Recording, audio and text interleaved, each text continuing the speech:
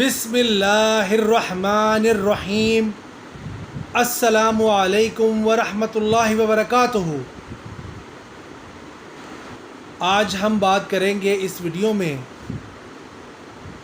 چند احادیث کے بارے میں جو میں نے صحیح مسلم کی کتاب سے سلیکٹ کی ہیں۔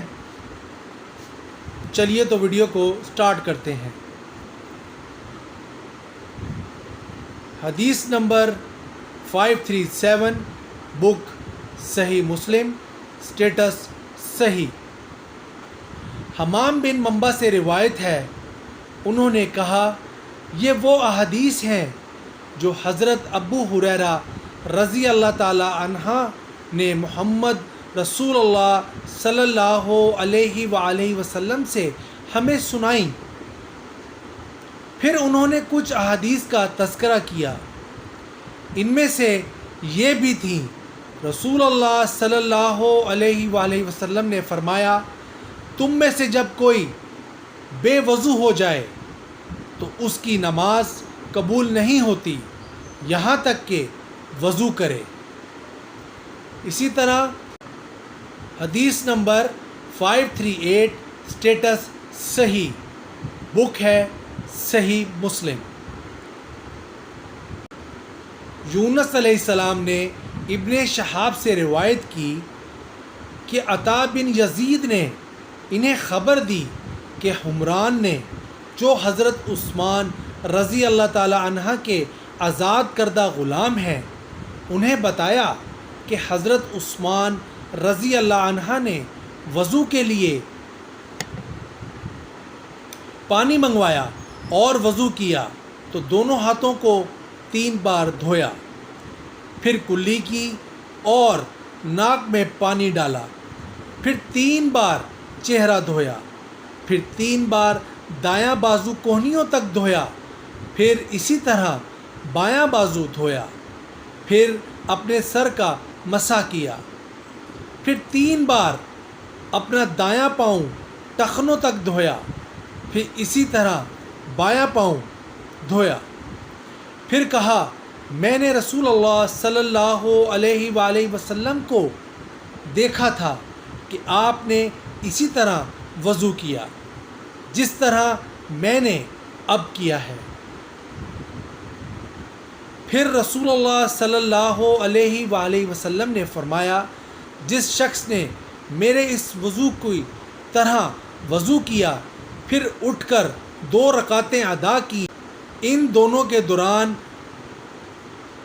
اس نے اپنے آپ سے باتیں نہ کی، اس کے گزشتہ گناہ معاف کر دیے جائیں گے۔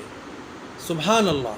ابن شہاب نے کہا، ہمارے علماء کہا کرتے تھے کہ یہ کامل ترین وضو ہے جو کوئی انسان نماز کے لیے کرتا ہے۔ اسی طرح ایک اور حدیث ہے، حدیث نمبر 540، سٹیٹس صحیح، بک ہے صحیح مسلم۔ حضرت عثمان رضی اللہ تعالی عنہ کے آزاد کردہ غلام حمران سے روایت ہے، انہوں نے کہا، میں نے عثمان بن عفان رضی اللہ عنہ سے سنا، وہ مسجد کے آنگن میں تھے اور عصر کے وقت ان کے پاس مؤذن آیا تو انہوں نے وضو کے لیے پانی منگایا، وضو کیا، پھر فرمایا، اللہ کی قسم میں تمہیں ایک حدیث سناتا ہوں، اگر کتاب اللہ کی ایک آیت نہ ہوتی تو میں تمہیں نہ سناتا۔ میں نے رسول اللہ صلی اللہ علیہ وآلہ وسلم سے سنا، آپ فرما رہے تھے، جو مسلمان وضو کرے اور اچھی طرح وضو کرے پھر نماز پڑھے تو اس کے وہ گناہ معاف کر دیے جاتے ہیں جو اس نماز اور اگلی نماز کے درمیان ہوں گے۔ سبحان اللہ۔ تو یہ چند احادیث تھیں جو میں نے آپ کے خدمت میں پیش کی۔ امید کرتا ہوں آپ کو میری ویڈیو پسند آئی ہوگی۔ اللہ تعالیٰ سے دعا ہے، اللہ تعالیٰ مجھ سمیت ہم سب کو حضرت محمد صلی اللہ علیہ وآلہ وسلم کی سنت پر چلنے اور اس پر عمل کرنے کی توفیق عطا فرمائے۔